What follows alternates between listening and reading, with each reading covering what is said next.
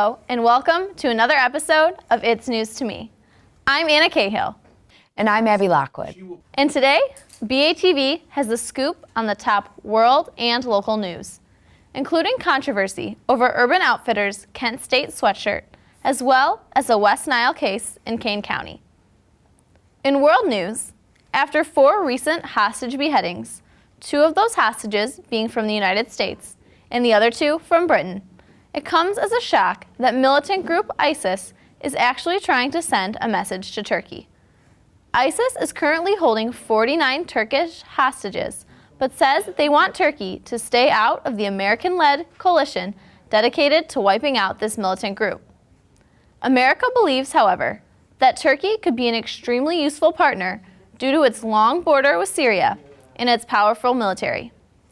Last week, Secretary of State John Kerry spent 2 days in Turkey's capital, Ankara, trying to gain Turkish support, and the U.S. is hoping for their backing while handling the current issues with ISIS.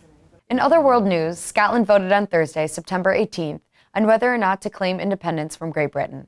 2 major issues have surfaced during the outcry for independence, which involve oil and currency.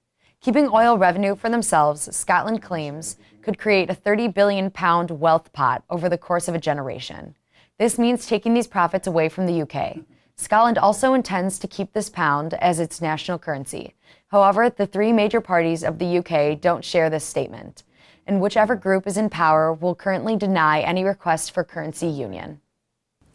Let's head over to the Batavia Public Library for a new segment. Check it out. Hello, I'm Michelle Martzell, the Promotional Services Manager here at the Batavia Public Library. The library is offering some terrific programs during the next couple of weeks, and I'd like to tell you about 3 of them right now. This Sunday, September 21st at 2 p.m., Steve Beliveau brings his sensational science show to the library. This explosive show features demonstrations with liquid nitrogen and a human gyroscope. This is a family program and is suitable for children ages 5 years and older. Registration is not required for this program. Doors to the meeting room will open at 1:45 p.m. On Wednesday, September 24th, astronomer Kevin Manning will be at the library to explain the size and scale of our universe. This is a New Lyceum Lecture Series program and is sponsored by the Batavia Public Library Foundation. New Lyceum lectures are usually geared towards adults. However, this program is also suitable for school-age children. There will be hands-on activities, and weather permitting, we'll go outside to look through a powerful telescope to see the craters on the moon and Saturn's rings. Please register for this program, and parents, please accompany your children. High school students and their parents who are visiting colleges this year may want to attend College Knowledge, Tips from the Admissions Committee on Thursday, September 25th at 7 p.m. Julie Nelson from Xavier University in Cincinnati will discuss the college admissions process, including campus visits, financial assistance, and application tips. Please register for this program. To check out the library's full calendar of programs, special events, and story times, visit www.bataviapubliclibrary.org. We hope to see you soon. In previous years, the highly popular Urban Outfitters has faced controversy for releasing shirts that display sensitive topics, such as a shirt they released in 2012 with a patch that resembled the 6-pointed star that Jewish people were forced to wear under Nazi reign, and in 2011, a shirt with the words "Eat Less" written big and bold across the chest. The most recent offense by Urban Outfitters that has caused incredible upset and online backlash was a faux vintage t-shirt that features the Kent State logo and what resembles bloodstains, appearing to be in reference to the 1970 shooting of unarmed students that took place during a Vietnam War protest. The company has been under fire from the public, prompting them to remove the shirt from their website following a Twitter post that stated, "Urban Outfitters sincerely apologizes for any offense our vintage Kent State sweatshirt may have caused. It was never our intention to allude to the tragic events that took place at Kent State in 1970, and we are extremely saddened that this item was perceived as such." Although so many people have had a negative reaction to this, the now rare item has been going on eBay for as much as $2,500. Kent State has issued a statement saying that this item is beyond poor taste and trivializes a loss of life that still hurts the Kent State community today.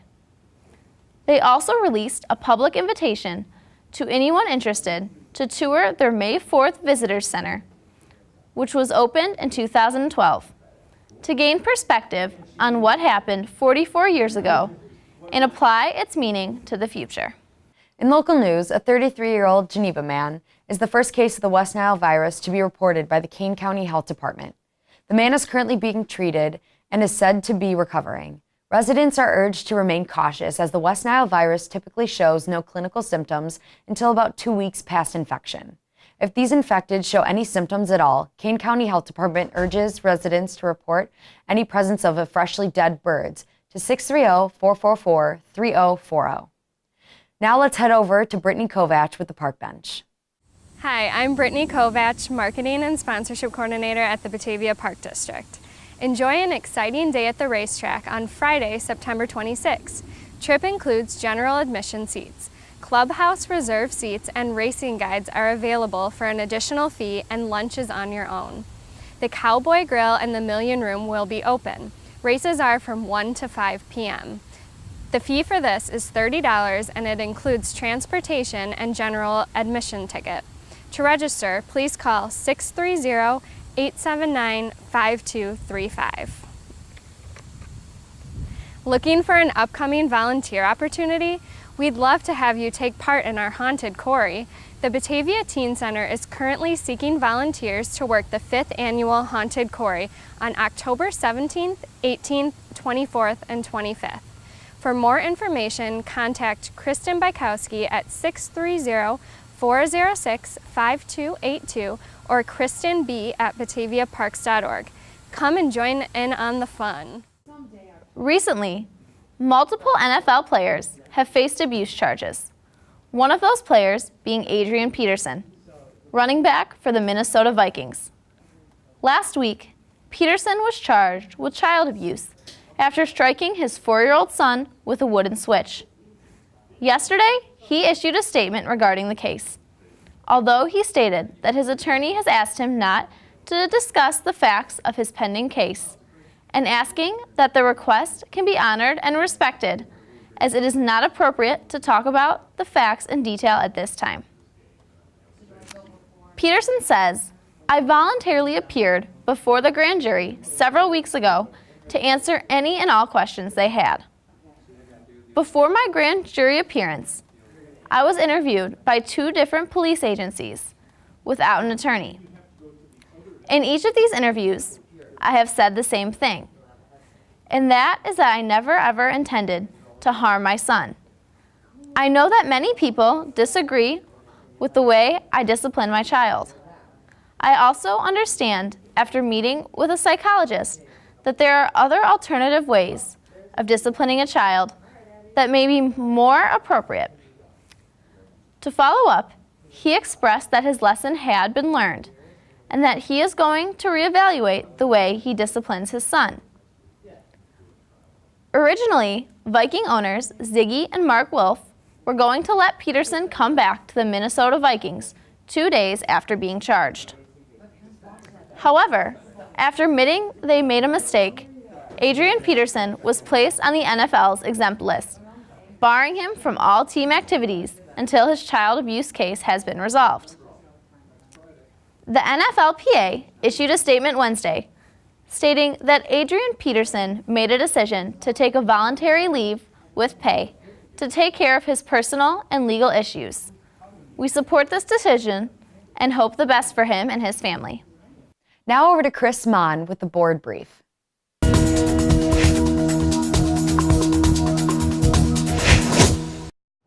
Hi, my name is Chris Mon. I'm the Assistant Superintendent for Finance for Batavia Public Schools, and this is the board brief for the month of September 2014. At the regularly scheduled meeting on next Tuesday, September 23rd, the board is set to adopt the 2014-15 budget. Currently, the budget reflects an operating surplus of $991,827. The operating funds include our education fund, operations and maintenance, transportation, and municipal retirement, along with the working cash fund.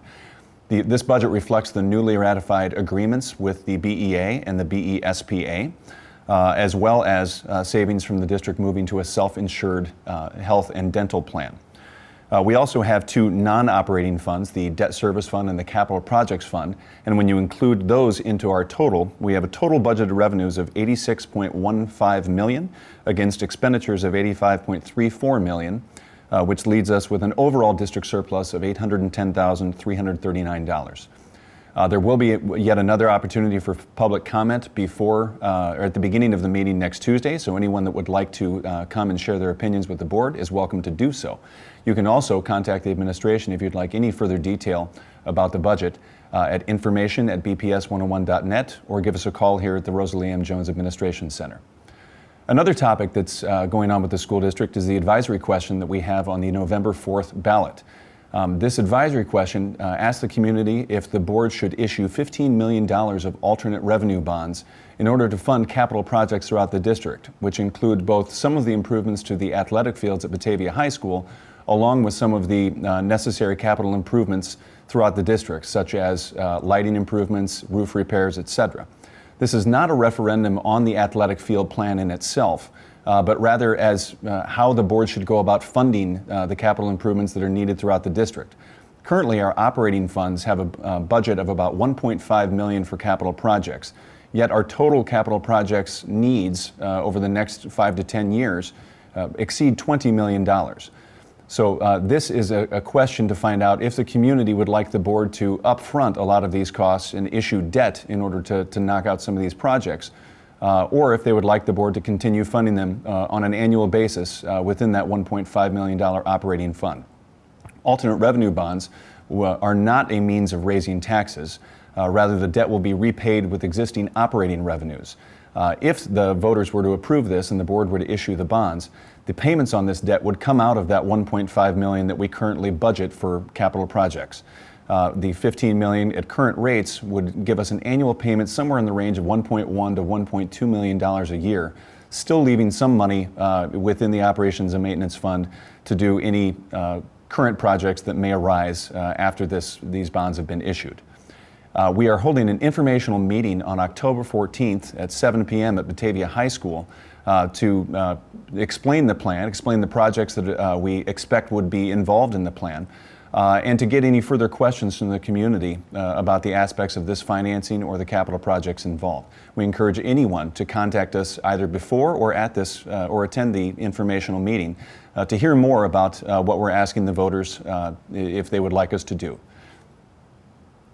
Thank you. Like I said before, our next meeting is September 23rd, 2014, here at the Rosalie M. Jones Administration Center. We encourage anyone to come and see what the board is doing. With flu season and respiratory illness upon us, the Kane County Health Department has released a few steps to protect you and your family from illness. If you or a family member are experiencing cold-like symptoms with wheezing or difficulty breathing, contact your physician immediately to arrange an appropriate testing and care. To prevent the spread of respiratory illness due to enterovirus, influenza, and other infections in the school and work setting, we recommend that ill persons stay home if experiencing respiratory illness symptoms, such as fever, cough, sore throat, and wheezing. Wash your hands often with soap and water, especially after you cough or sneeze. Avoid touching your eyes, nose, and mouth with unwashed hands. Avoid kissing, hugging, and sharing cups or eating utensils with people who are sick. Disinfect frequently touched surfaces such as doorknobs, toys, especially if someone is sick. To protect against influenza, get yourself and your family vaccinated against the seasonal flu. Vaccination is recommended yearly for everyone 6 months and older. And now, let's head over to Bill McGrath with the Municipal Minute. Hi, I'm Bill McGrath, and this is the Municipal Minute. If the weekend of September 19th hasn't passed, please consider coming down to the Art in Your Eye Festival. This is the 10th year for this art festival, which is located on the Batavia Riverwalk. There's a fine art show composed of artists from all over the area. There's a City Hall art show for local artists. There's a lot of children's activities where they can have a chance to try and make a pot and do some painting.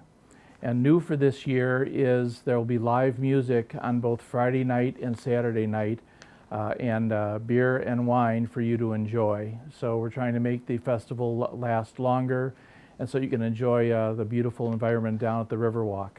So please come down if you have a chance. Speaking of the Riverwalk, I know they need some volunteers to finish putting the new boardwalk together. They meet every Saturday at 8 o'clock down at the Riverwalk by the gazebo, and they can certainly use the help. They plan on having a ribbon cutting on October 5th and just need to go that extra little distance to finish it off. They'd really appreciate your help. It's a great family activity as well.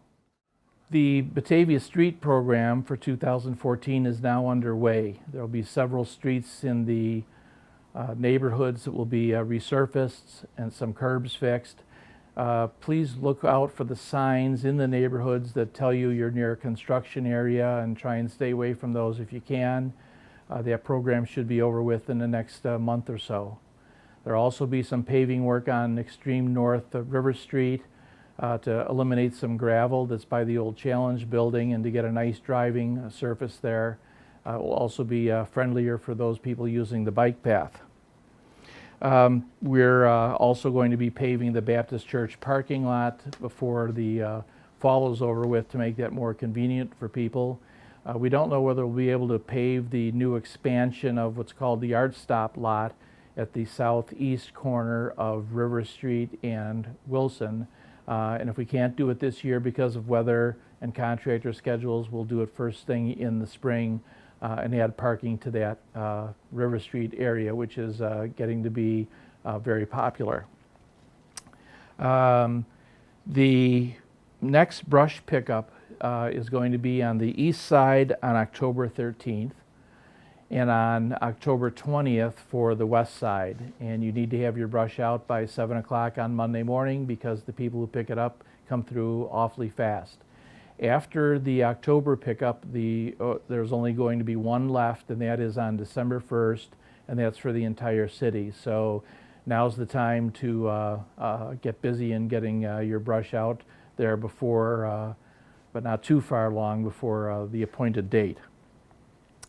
The city staff is starting to work on the proposed 2015 budget for the City Council to look over. It has to be approved by mid-December in order for us to come up with a tax levy for the city's portion of the property taxes, which is about between 8 and 10% of your local property tax bill. And lastly, there's only about a month left for you to visit the Farmers Market, which takes place on North River Street every Saturday from 8 until noon. It's every Saturday until October 18th, so please get in. And I know the blueberries are coming in, and it's time to get your box of berries to freeze and use over the winter time.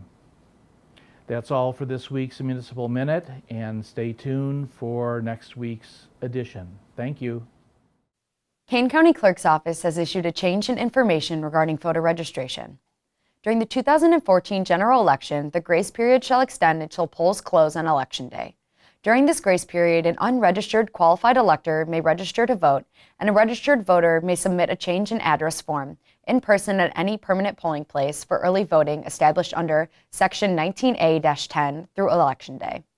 To register and vote, a person must be a United States citizen, 18 years old, on or before the date of the general election, a resident of the precinct for 30 days prior to the election, and provide 2 forms of identification, one of which shows their current name and current address. Grace period voters must vote after their voter registration is processed. The Kane County Clerk's Voter Registration Office is located in Building B at the Kane County Government Center, 719 South Batavia Avenue, Route 31 in Geneva. The Kane County Clerk's Office will begin offering grace period voter registration and voting on Wednesday, October 8th, 2014 through October 17th, 2014 from 8:30 a.m. to 4:30 p.m. In addition, the clerk has approved the following 5 permanent polling place locations and scheduled to begin offering grace periods voter registration and voting on Monday, October 20th, 2014 for only this November general election. Now let's check out the Player of the Week.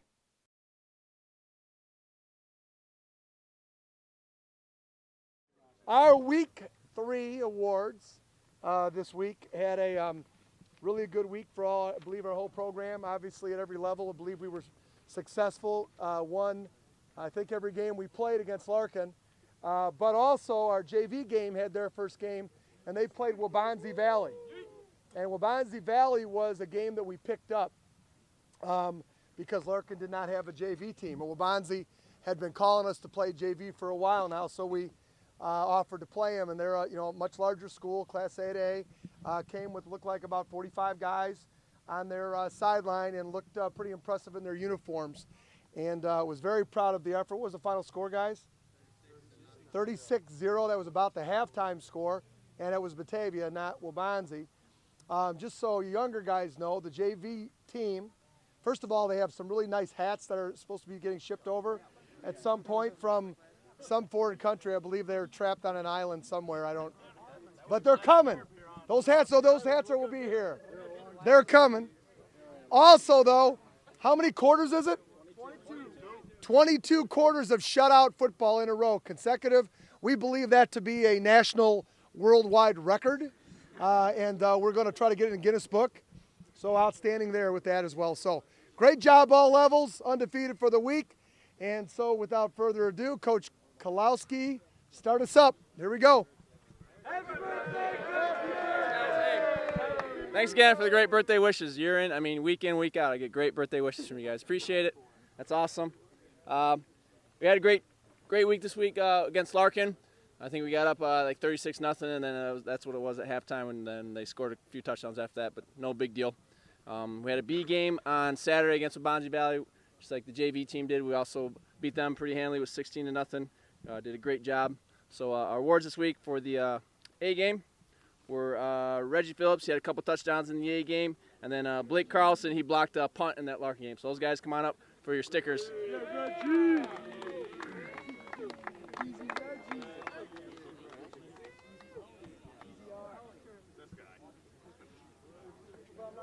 There's your sticker. There's your armband. Give me some love. No problem. Reggie, here's your sticker. Put it on your helmet. There's your armband. Okay, give me some love. No, remember we do this now? All right, we can do this. It's fine. Love you, Reg. Love you, Reg. All right, and then the B game again, like I said, we won 16-0. It's a pretty good game. We had a couple great catches by this one receiver. He's doing a good job catching the ball. I think he doesn't have many drops, if any, at all. That'd be Eric Pearson for the receiver for the B game, and then for the defensive guy, this young man recovered a fumble. On the defensive side, they stopped pretty much a drive by Waubonsie. That'd be Jack Trisna. Got Triz. There's your armband. Oh, your sticker. I can't forget that.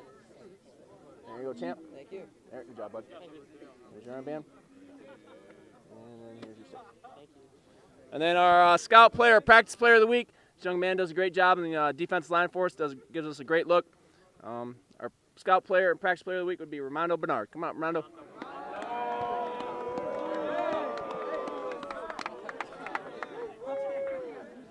There's your sticker. There's your armband, buddy. All right, and then Coach Therio with the sophomore award this week. Coach Therio, again, thanks for the birthday wishes, guys. All right, so sophomore game this week, put a whooping on Larkin. First thing on Scout Team of the Week. This kid's been running sprints good every time at the end of practice. And during practice, he's giving our offense a great look. Inside, so DeAndre Meadows. Come on up, DeAndre.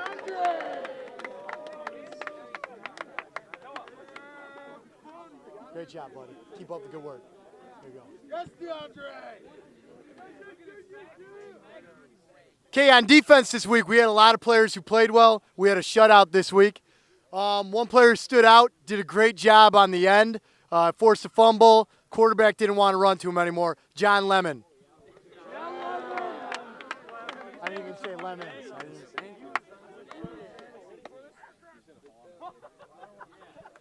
Okay, and then the last guy, Offensive Player of the Week. This kid came in later in the game and made some terrific runs. He didn't just run away from people and score a couple touchdowns, but he trucked 3 or 4 Larkin guys every time he ran. So, Matt Nina.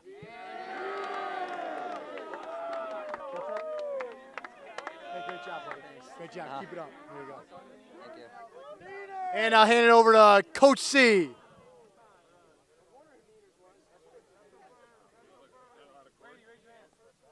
Not a lot of cord. Careful. All right, Special Teams Player of the Week. First, I want to say we did an outstanding job with our snapping and holding on the extra points, but you guys aren't getting anything. Sorry, Peyton. All right. Sims and Peyton did a great job. We were perfect in a really poor conditions. Howie is perfect on the season. That's right, Howie. I'm not jinxing you, but you stay that way. Okay, but Zach Micah did a great job covering all the kickoffs. We had quite a few of them. Down there, he forced a fumble. Did a really nice job. Come on up, Zach.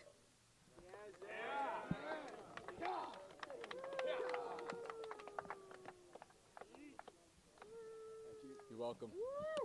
Next up is Coach Kadena.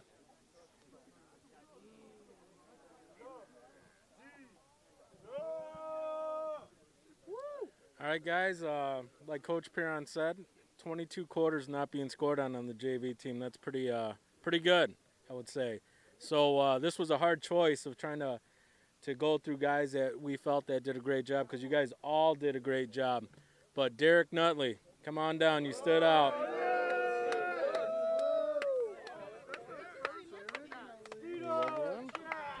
There you go. Good job.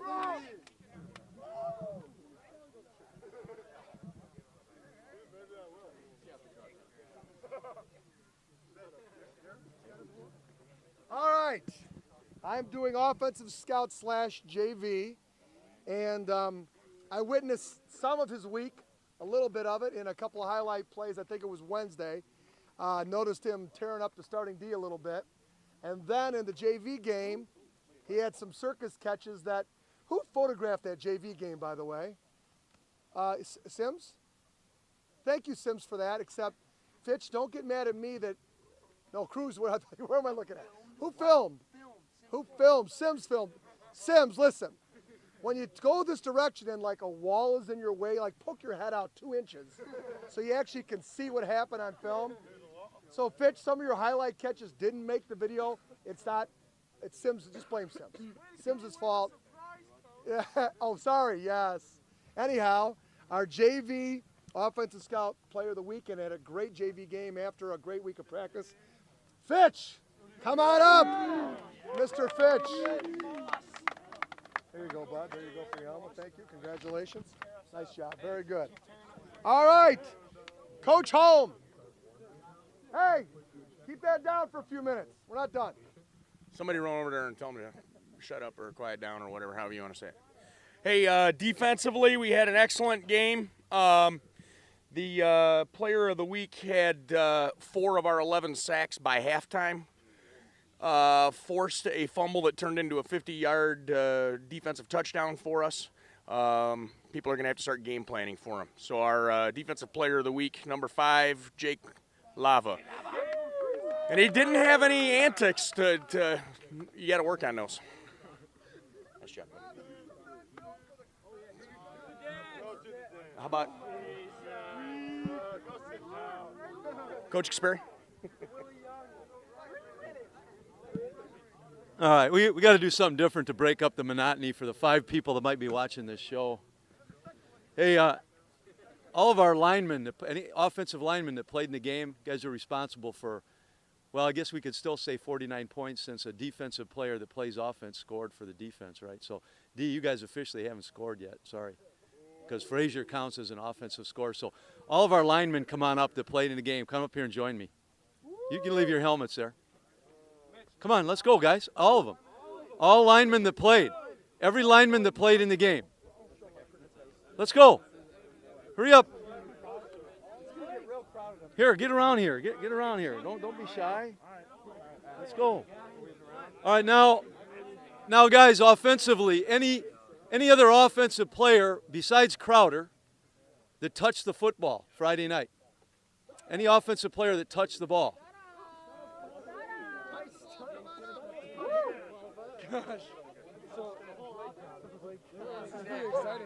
Hey, good job, Blake. All right, we gotta make sure we get you guys the ball. That's all I can say. All right, hey, for you younger guys, this is Bulldog football offensively. See what we got here? This is what happens when you guys work hard and you prepare.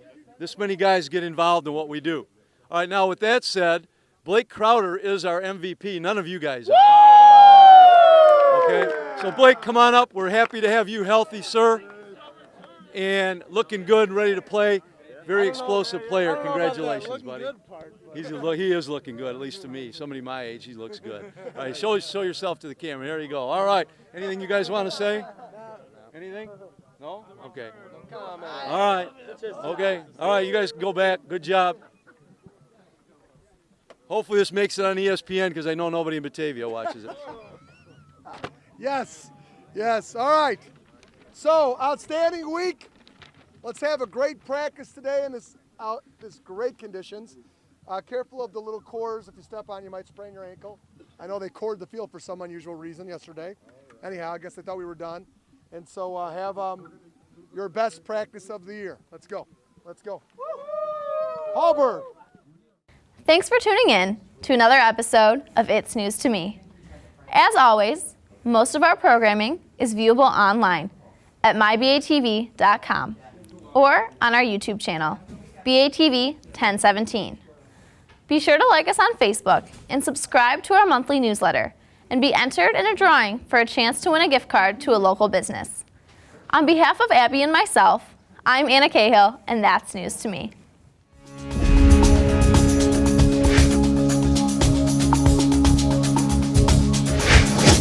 Hey, that's news to me.